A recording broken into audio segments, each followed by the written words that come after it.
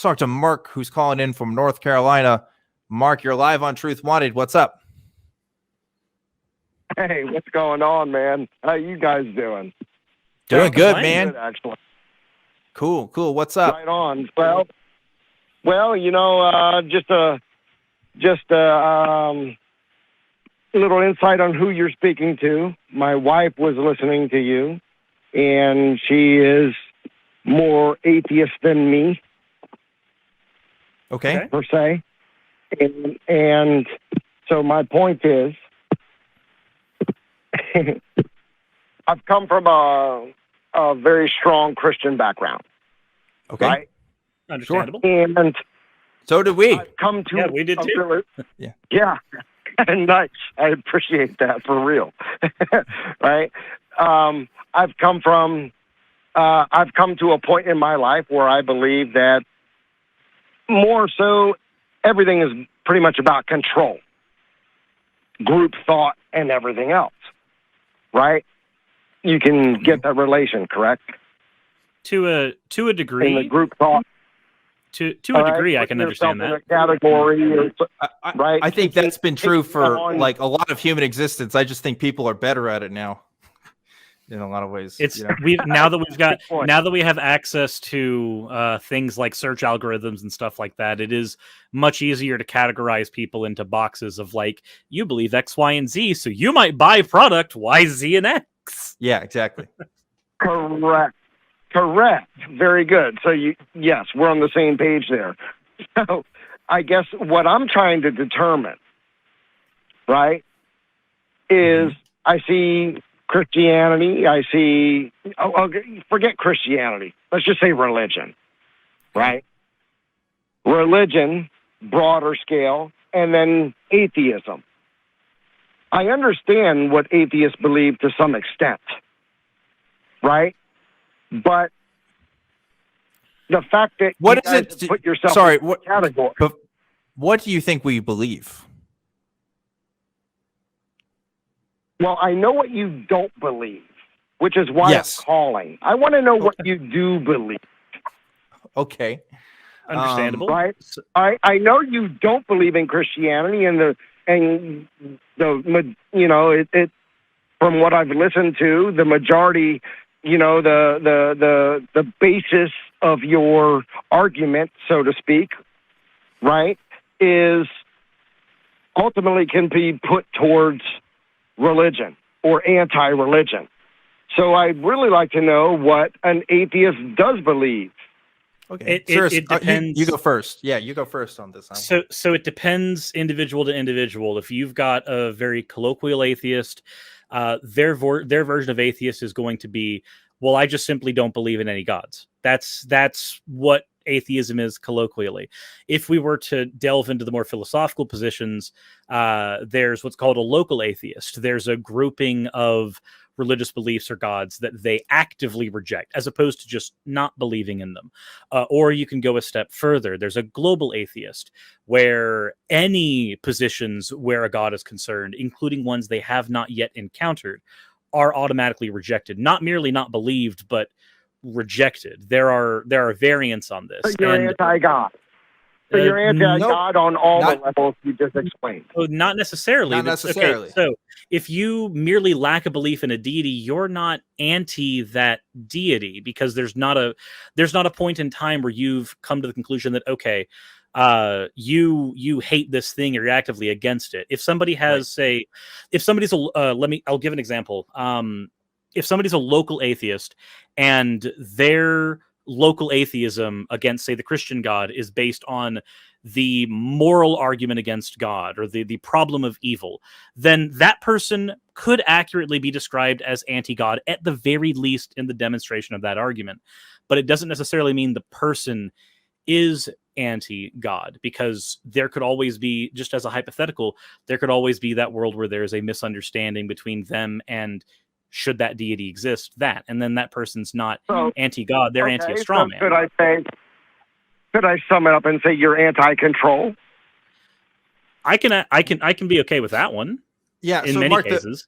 I think an important thing that Suris is pointing out is people who use the term atheist or non-theist, I mean, we even have different languages to talk about similar concepts because we want to be as precise as we can with our language. The point is, when you talk to somebody who's an atheist, they may be an atheist for different reasons than another person might be an atheist. And how they use the word atheist might be different in how another person uses the word atheist. So there's a little bit of gray area in these words too. And it's important to make sure you understand which definition you're working with, because Mark, listen, to just say that, oh, you're an atheist, you're anti-God, that's too prescriptive. You can't do that. You can't do that with atheists, because there's a lot of people who have different feelings on them.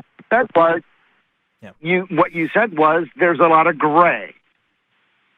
Gray in how people define it. Yeah, because people define it differently. Sure. Yeah, sure. Because it's not just black and white. It's individual.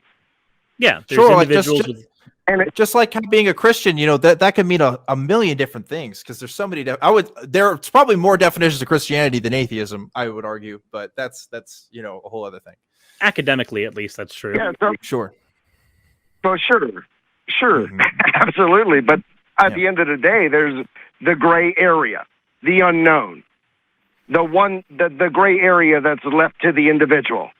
Mm-hmm. Correct? Yes, to decide for themselves on how they want to use the words to describe their lack of belief. Sure. Correct. Which gets to my question or back to one of the things I said is about group thought. Okay. Right? What is your question? Classifying yourself as either religious or atheist or this or that. How about not just be any of that and just be a free man? So the issue with that, and it doesn't come down to control with that particular thing.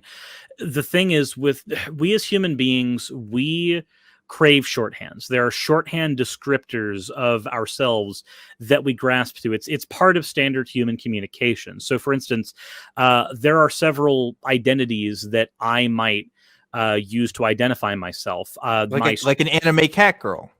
I mean, I use a VTuber model, so yes. As far as like when I'm streaming, that is one. Humans need to identify with something. Well, then not necessarily. Some people prefer not to be categorized in any way, shape, or form, but just as a group. Just like how there can be individual antisocial humans, but as a group, we are a social species.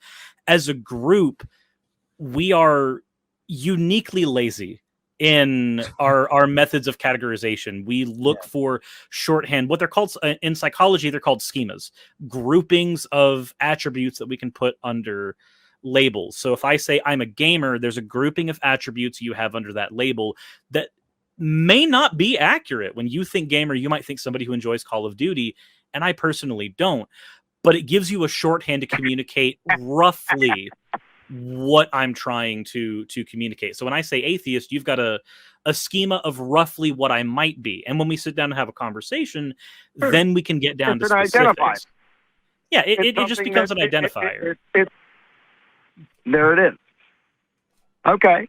So it's just another way of, I guess, calling on a certain group of people that may or may not consider themselves this group or that group, but it's like, hey, man, here we are free. Let's live in the gray. Yeah, it's just and it just gets useful as a shorthand, because if I were to say my grandpa is a Vietnam, well, he's not a Vietnam veteran, but if I were to say my grandpa's a Vietnam veteran, you have an idea in your head of what that is. And that's faster as a form of communication than me saying my grandpa was a soldier conscripted in this year. He left in this year. He spent this much time in Vietnam doing this particular task at this particular time. And if I were to go through all those details, much like if I were to communicate, I am a gamer in that I enjoy playing League of Legends and I play Magic the Gathering, and I go through the whole ordeal. So humanity by default needs to identify with each other by certainly wants to common interest or common thought. Yeah, sure. Sure. So that's atheism then. Well, I mean, when you say that's atheism, I mean that's all categories. that's how people categorize themselves. Is they have general things that they share. Exactly. Yeah. The question is, do you think that we get to a point where people don't have to categorize themselves and just live? I think the only way we get to Mm. that point is if we stop having society.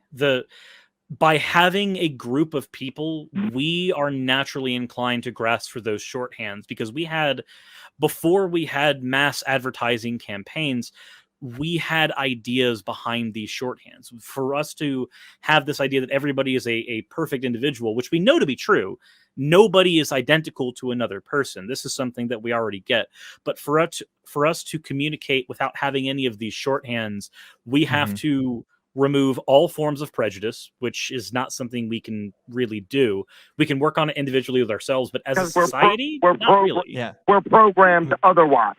Sure. I mean, Mark, the ironic thing is there is a word for the thing that you're describing, which is an apatheist, which is someone who more or less doesn't care to answer the question of God's existence and other kinds of questions. So ironically in that, of course, you're using an identifier, but like, that's just language, man. It's hard to escape that, you know? Yeah, I get it, man. I'm just living a life of being free and trying to understand everything around me. I hear you. Understandable. Nothing wrong with that. No, and I really appreciate what you guys are doing, and I appreciate you guys taking my call. Oh, no problem, Mark. Thank you very much. Yeah, thanks for calling in. Yeah, that was, I guess we answered that. Yeah, it's, I don't know about you, Suris. I get tired of the conversation of what is an atheist and what isn't. I get that it's important. It's important. It's important. I'm not saying it's not important, but that doesn't mean I can't be tired of it. When it comes with any number of identities, there's two things that matter to me more than anything else. Thing one, it doesn't have to clearly, but does it roughly communicate to other people what the word means? So if I say I'm an atheist, you kind of understand what I mean. That's all that's really needed as far as shorthand conversation's concerned. The other thing is, when it comes to an identifier, did I choose that identifier myself?